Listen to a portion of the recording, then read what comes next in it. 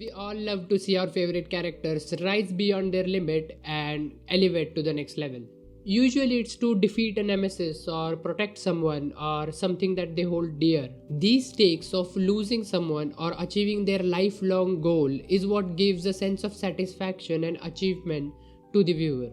But what if your character is already the strongest that there could ever be? What if there is no escalation? What if your hero could destroy all of his enemies or his nemesis with a single punch? Literally. That sounds kind of boring, right? I mean, where are the stakes? But this is exactly what we see in One Punch Man though. Saitama, the protagonist, is facing the same issue that we just talked about. To the point that he dreams of one day fighting a villain that may give him some sense of threat or a challenge. The thrill of battle that he seems to have forgotten now.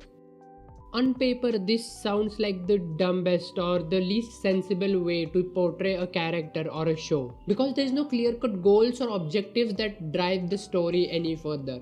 But this is where the genius writing has made One Punch Man fairly successful in my opinion. Because we tend to look at everything in a linear fashion because, well, that's what we have been shown so far. Goku wants to be the strongest and enjoys the thrill of battle while wanting to protect his family and the people from Earth. Naruto wants to be a Hokage. Luffy wants to be the king of the pirates by finding the One Piece. All of these stories are like a giant meteor or a star streaking throughout the sky. It has a linear momentum in that sense because we know where it is eventually leading us to. It might face some obstacles or deviations in the way, but that's exactly what our main character or the story has to overcome in order to achieve their goals. But when it comes to One Punch Man, think of the story like the solar system. What? Bro, what are you talking about, man? I know this is getting weird, but just bear with me. There is a huge sun in the middle, which is the biggest, the strongest. That's Saitama. But it's not really going anywhere. And I know, don't comment down below saying, the sun is actually Earth moving across the galaxy. Just shut the fuck up. Just shut the fuck up. What I'm trying to say is the plot is not essentially driven by the sun or Saitama, even though it's in the middle and literally the centerpiece. The plot is actually driven by the little planets revolving the sun, where they have their own trajectories, stories, motives, and ideologies.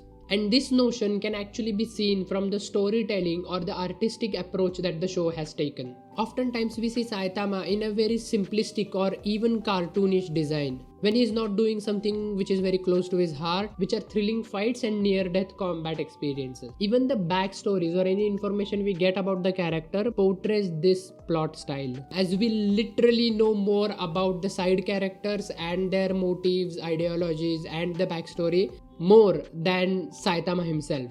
I mean, think about it. The only things we know about Saitama is that he was looking for a job and then he saved some ugly ass child and he became super strong, and that's literally it. And I know there might be some backstory ahead, but I have not read the manga, and as of now, by watching the only 2 seasons that there are, that's my understanding. We only see some sort of character development for Saitama when he realizes that he has no sense of justice, which is invoked inside of him by a normal guy who is nowhere near his strength level.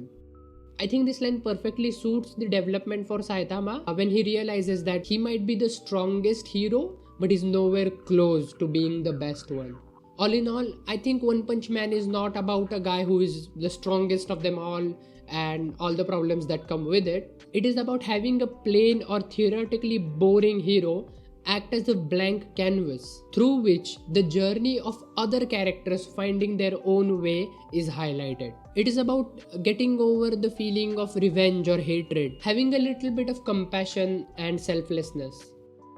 And all of these ideas are given to us in a subtle way, not by making the protagonist go through all of these emotions himself, but by making the protagonist act like a catalyst which sets off these emotions in other characters. And also the insane fights, of course.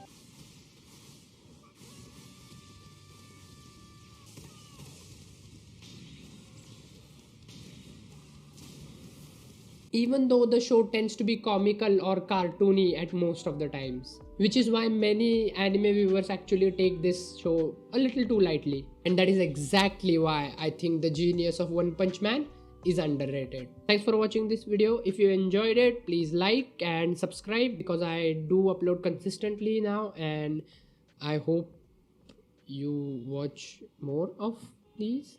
I don't know what I'm saying. You're convinced, right? Like I don't, I'm sick already actually. So it I you okay. I, okay.